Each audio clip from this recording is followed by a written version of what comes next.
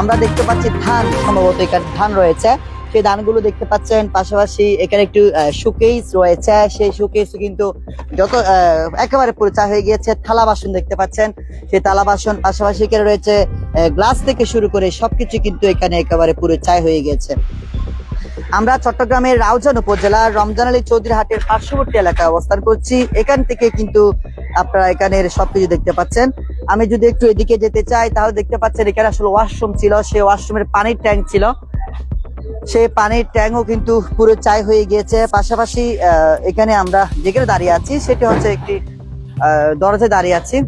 বলা যায় এখানে কিন্তু লাকড়ি ছিল বা কাঠ ছিল, সেই কাঠও কিন্তু একবারে পুরো চাই হয়ে গেছে। যা ছিল আমার দৃষ্টিতে আমরা দেখতে পাচ্ছি সবকিছু এখানে একটি আসলে মেরামতের মাত্র এক সপ্তাহের মাথায় আগুনে পুড়ে ছাই হলো স্বপ্ন।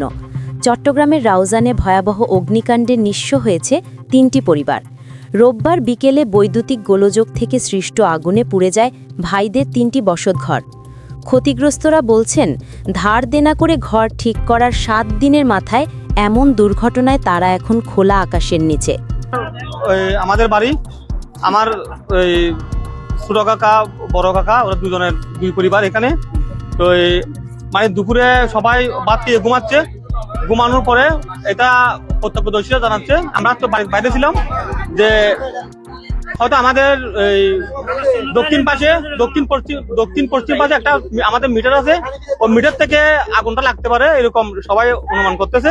তো একদম পুরে একদম সব ছাই হয়ে গেছে, মানে একটা পরানোর একটা কাপড় পর্যন্ত বের করতে পারেনি। মোবাইলটা ওখানে রাখছে, মোবাইলটা হাতে নিয়ে বের করতে পারে নাই, মানে একদম সব কিছু পুরে একদম ছাই হয়ে গেছে, একদম কয়লা হয়ে গেছে। মাত্র 7 দিন আগেই ধার কর্য করে মেরামত করা হয়েছিল শখের বসতঘর, কিন্তু বিধি আগুনের লেলিহান শিখায় সব হারিয়ে এখন নিঃস্ব চট্টগ্রামের রাউজানে 3টি পরিবার। রোববার বিকেলে রাউজান ইউনিয়নের নাথপাড়ায় ঘটে এই দুর্ঘটনা।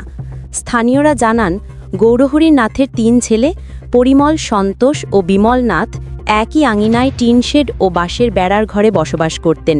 বিকেলে আকস্মিক আগুনে মুহূর্তের মধ্যেই দাউ দাউ করে জ্বলে ওঠে 3টি ঘর। আগুনের তীব্রতা এত বেশি ছিল যে ঘর থেকে আসবাবপত্র, গুরুত্বপূর্ণ কাগজপত্র, কেমো স্বর্ণালঙ্কার কোনো কিছুই বের করা সম্ভব হয়নি।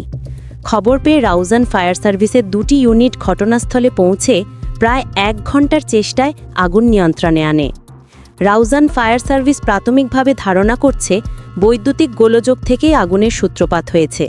আসলে আমরা এটা চারটার আগে খবর পাই আমরা দ্রুত রাউজান ফায়ার স্টেশন থেকে আমরা ঘটনাস্থলে দ্রুত পৌঁছি 2টা ইউনিট নিয়ে, কিন্তু রাস্তা সরুর কারণে আমরা ঢুকতে একটু সমস্যা হয়।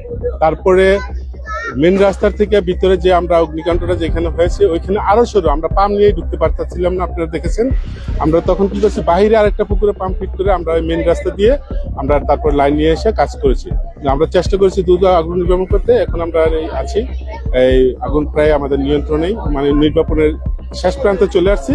আমরা কিছুক্ষণ পরে আমরা নির্বাপন না, ওটা এখন আমরা করতে পারি না। আমরা রিপোর্টটা নিলে তখন আপনাকে আমরা জানাতে পারবো যে ক্ষয়ক্ষতি বা কারণটা কি। আচ্ছা, এই বিষয়ে একটু বলবেন যে এই যে যেখানে অগ্নিকাণ্ড লাগে সেখানে যাতায়াতের যে একটু অসুবিধা, সে বিষয়ে আসলে এখানে দেখেন, আমরা প্রথমত পাইছি আপনার জলিলনগর যে টেম্পু স্ট্যান্ডটা আছে ওইখানে আসতে আমাদের অনেকটাই ব্যাক আসি, 2 পাশে সিএনজি থাকে। এরপর যখন আমরা আসলাম তখন দেখা যায় রাস্তা শুরু, আমাদের যে পানিবাহী গাড়িটা আছে ওই গাড়িটা কোনোভাবেই ঢুকানো যাচ্ছে না। আপনারা দেখেছেন, যারা লোকাল আছে এরা দেখেছে যে আমাদের এই গাড়িটা কোনোভাবে ঢুকতেছিল না। তখন আমরা আমাদের যে দ্বিতীয় কলে একটা গাড়ি আছে, যেটার পরে আমাদের পাম্প থাকে, অন্যান্য সরঞ্জাম থাকে, ওই গাড়িটা আমরা আগে দিয়েছি। কিন্তু দিলে কি হবে, আমরা পুকুর পাচ্ছিলাম, যাই পুকুর পেয়েছি, কিন্তু আমরা একজন লোকই আসতে পারতেছি না, এরকম সরু রাস্তা দিয়ে তারা যাতায়াত করে এই দুর্ঘটনাস্থল তৈরি। আসলে এখন হলো পরামর্শটা এরকম, যারা ঘর বাড়ি করতেছে তাদের উচিত হলো অন্তত ফায়ার সার্ভিসে যে গাড়ি ঢুকতে পারে এরকম রাস্তা রেখে তারপরে ভবন নির্মাণ করা।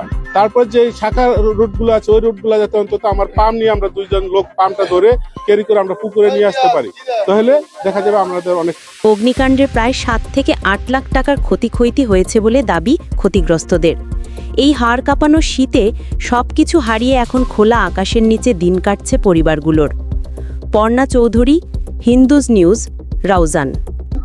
2 নম্বর ওয়ার্ডের নাথফাড়া বিমল পরিমলের বাড়ি সম্পূর্ণ আগুন লেগে বশীভূত হয়ে গেছে।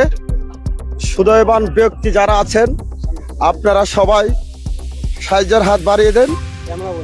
আমরা এটা প্রশাসনকে অবগত করেছি, ফায়ার সার্ভিস কল করা হয়েছে, ওরা এসেছে, এখন কিছুটা আগুন নিয়ন্ত্রণে এসেছে। এখন আমরা সবাই শোকাহত মর্মাহত, সবাই ওদেরকে সহযোগিতা করার জন্য আপনারা উদার আহ্বান জানাচ্ছি।